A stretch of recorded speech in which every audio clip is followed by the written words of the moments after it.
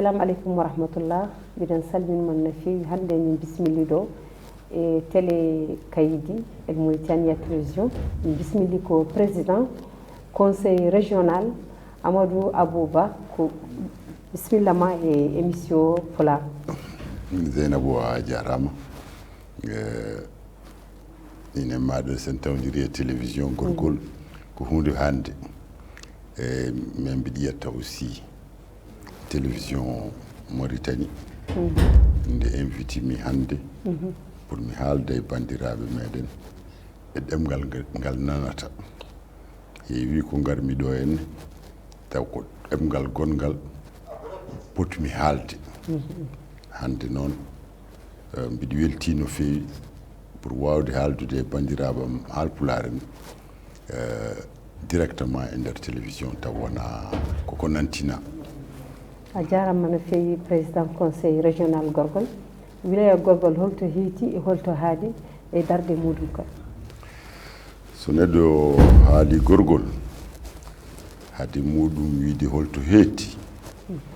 ko adi fof ko holno gorgol sifori. Gorgol e histoire Mauritanie fof e ko adi Mauritanie soni situé foti wiyede ko kañum woni wuddu Mauritanie. Gueɗel gongel gorgol yimɓe fof ne gandi ko Mauritanie pamɗinaɗo par ce que ne waɗi haalpulaar en ne waɗi sarakulleɓe ne waɗi jolfuɓe ne waɗi safalɓe ko ɗum woni population Mauritanie. Gueɗel gongel ngel hay Mauritanien goto humpaka rôle mo gorgol joguino e mo jogui e nder Mauritanie et particulièrement dosɗe Mauritanie ko 90% rondino ɗum ko gorgol naaɓe. somi welama mi wiya ko Youssouf Koyta yallah yurmo ɗum yaafo ɗum mi wiya ko Abdoulaziz Ba yallah yurmo ɗum yaafo ɗum mi wiya ko Daoul Sidi Heyba yallah yurmo ɗum yaafo ɗum gorgol meeɗa wasde tambade Mauritanie. So gorgol feewi Mauritanie fof feewat, so gorgol fawngi ko Mauritanie fof fawngata. ɗum noon gorgol jeeya koye dosɗe ɓurɗe tidde Mauritanie e nder Mauritanie. Gueɗel gongel so mbiɗa kam ko yomi sifane gorgol ko addi ko fof mbiyanmami gorgol woni koye worgo Mauritanie mais géographe en mbiyata ko worgo funnague Mauritanie woni koye dande maayo jimi koye maayo côté frontiére uji mum ko maayo Sénégal. Banggue funnague eɗen kerodiri e Gidi Makka eɗen kerodiri e Asaba eɗen kerodiri e Brakna ko ɗum ko hakkude ɗi région ngaji gorgol woni. E gorgol kadi ni sifore wonde région joguiɗo population mantinɗo parce que le gorgol so wonani hande première région en termes de population so Nouakchott yalti wonata ko ɗiɗam. Holko laamu halfini conseil régional gorgol. Ko ardi ko fof jinmi wiide ko Mauritanie organisation mum administrative fuɗɗori koko wiyete déconcentration firti ko laamu tan toppiti kala kafeje population ngaji. 1987 laamu addi ko wiyete décentralisation enen mbiɗen commune aji. En 2018 la loi organique numéro 10 2018 yajni décentralisation waɗa région ngaji. Région ngaji décentralisation ko yo ɓiɓɓe nokku o jogana koye muɗumen geɗe kewɗe e ko fati gurdam mumen. Conseil régional gorgol no conseil aji régionaux ɗi fof mbayni laawol ngol mbimi numéro 10 2018 ne waɗi toɓɓe 4 ne waɗi ko wiya ko conseil régional tan jeeyi ne waɗi ko wiya conseil régional ne rendi e ministre uji ne wiya wonko ministre uji jeyno ne mbawi rokkidde conseil régional ene waɗi toɓɓere wonde kadi wiya ɗum ko jeeyi conseil régional. Sen jeehi to patrimoine c'est-à-dire hol ngalu conseil régional wiya ko les édifices publics fof ko conseil régional jeeyi holko woni attribution ngaji ɗi conseil régional rokka so mi ƴetta tan yeruji mi wawa ardude hen fof par ce que émission o permetta ɗum. Par exemple wiya ko fate jangde conseil régional harfina enseignement secondaire et professionnel et enseignement technique. Ko fati e cellal conseil régional halfina hôpitaux ji. Mi hanna ɗon étant entendu que so région baɗo no gorgol conseil régional la budda jogo yiyande ko fate ndema e gaynaka diƴƴe et électricité. Mais gonga conseil régional waɗama depuis 2018 mais ko hikka 2020 pour la première fois président Mohamed Ghazouani rokki conseil régional des budgets. A wawa wiide aɗa waɗa hunde tawa ala ko jogani ɗum. Eyi ko ɗum ɗo woni à peu près le rôle du conseil régional. Ngal yidde bamtude diwan o hol peeje conseil régional mo jogui? Très bien, a jarama Zainabou. Conseil régional ko adi ko fof nde wiyama dañi budget orienté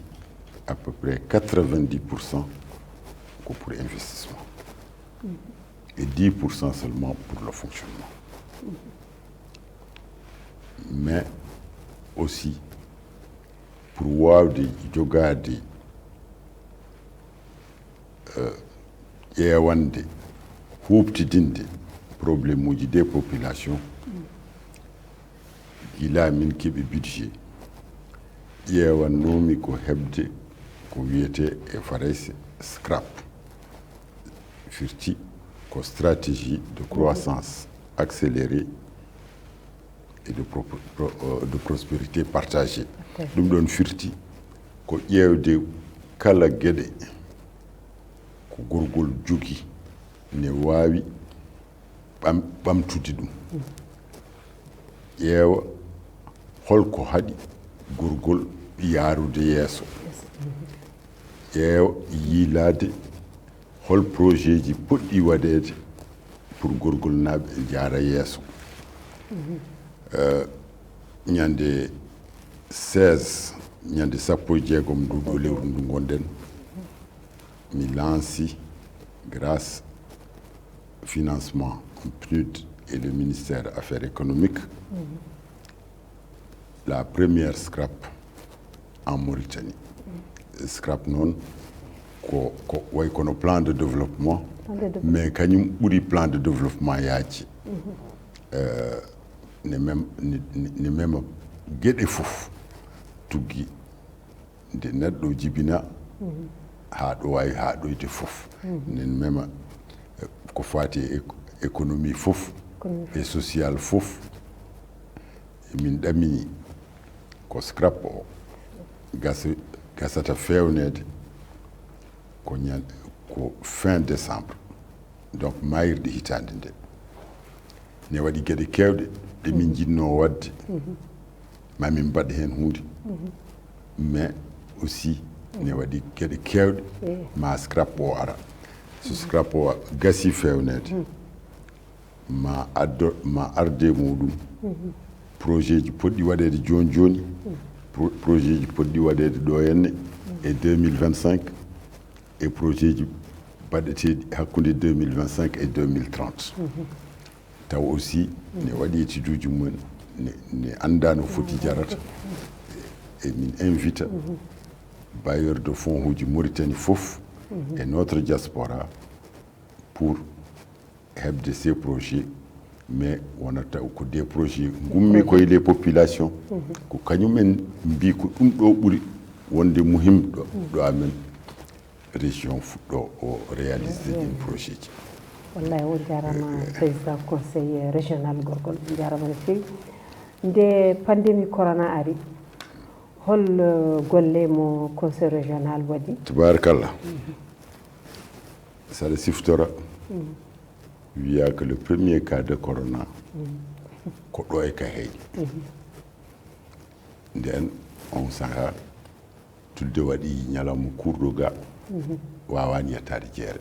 yettata ko moderne yettata ko gataga yahata parcelle aji nde tintinami ɗum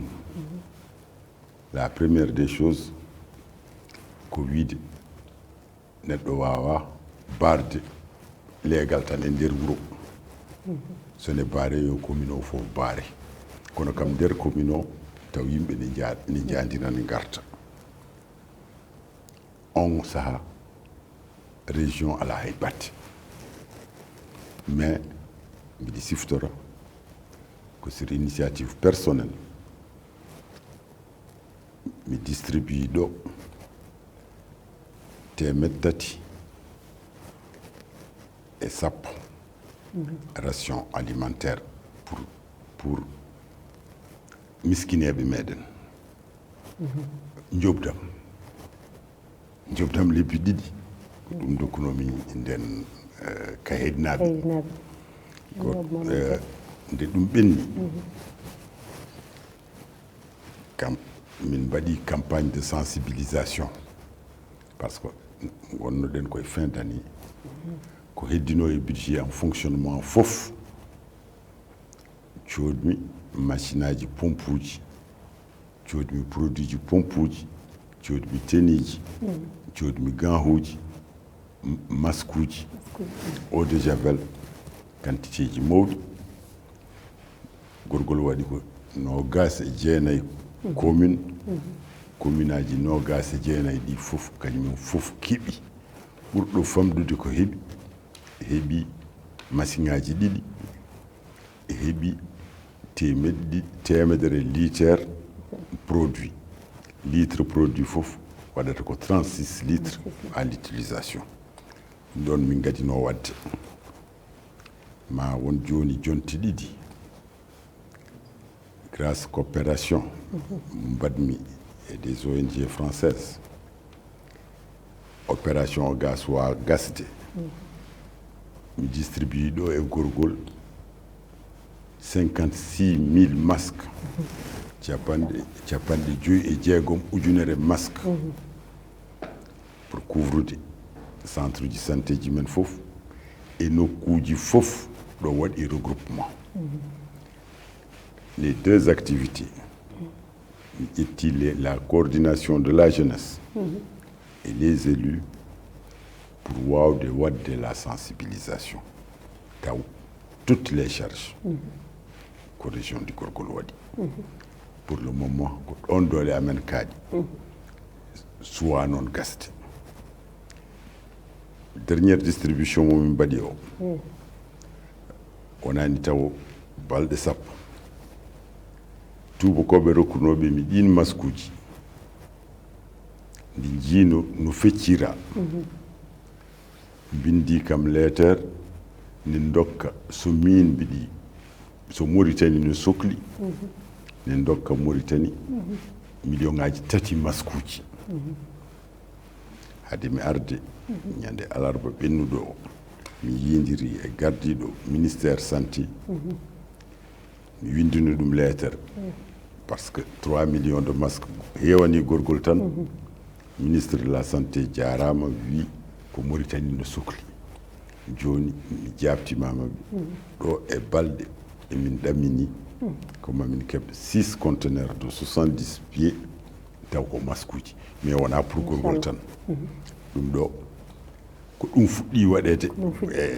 e corona. holno jirda golle mawɗo leydi ndi ko fate gorgol? ko ardi fof Zeynabou jimi ko mawɗo leydi ndi mi ittani gorgol gueɗal aɗa andi wuro meɗen Kaydi wiyete ko Kaydimbe Jooro Samme Nayo ɗum ɗon firti e pulaar laaɓɗo ko so neɗɗo teddini en enen fof dondoɗen ɗum ha dow so wiine galño en kollen ɗum ken jeyani ɗum mawɗo leydi ndi miɗi siftora ndo ari ɗo ene campagne o holli ka heydinaɓe e teddungal par ce que siftini ko heewi ko wonno ɗo e gorgol gueɗel gonguel an aɗa andi ko programme makko awloyiyati ko o ardini hen fof ko jangde ndo foti wadde lancement jangde e Mauritanie rawane o ari ko mbun ɗo mbun ko gorgol teddungal ngal o rokki ko gorgol naaɓe ɗum ɗon mawni muɗumen ha heewi ndo fayi lansude programme suite 2 aɗa andi milliard uji gonɗi hen fati essentiellement koye rewɓe e rewɓe ko c'est ko gueɗal manggal e dental men o neli ko joom suudu makko kañum ardi lancement muɗum ɗo e nder kay hey ɗum ɗon ko banggue teddungal hande ɗo jareten ɗo ala muqata ɗo ala des constructions scolaires yimɓe hewɓe kalata tan ko kalis mo kaali rokka walla ko sakel guem he ko kaari rokka ɗum ɗon helata basal mais ene walla miskineɓe pratiquement ɗo e gorgol gila o ari ne waɗi un stock de sécurité pour tous les produits de première nécessité du CSA rokkata eta azur meeɗa wadde zamanu mo rokkaka yimɓe fof ne gandi gueɗel gonguel ngel aɗa andi également ko won hewɓe keeɓi carte uji ne keeɓa cash du cash hewɓe keeɓi carte CNAM batti safrade taw ni weeɓi donc mi wawa limtidde ko waɗa eyyi ko waɗa jiɗmi wiide tan ko so kontiri jaɓɓal ngal o fuɗɗori ngal gorgol fof koye makko rewi inchallah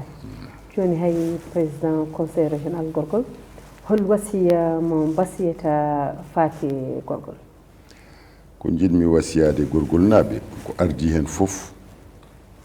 koko cikkumi ko ɗum ɓuuri wonde important e gorgol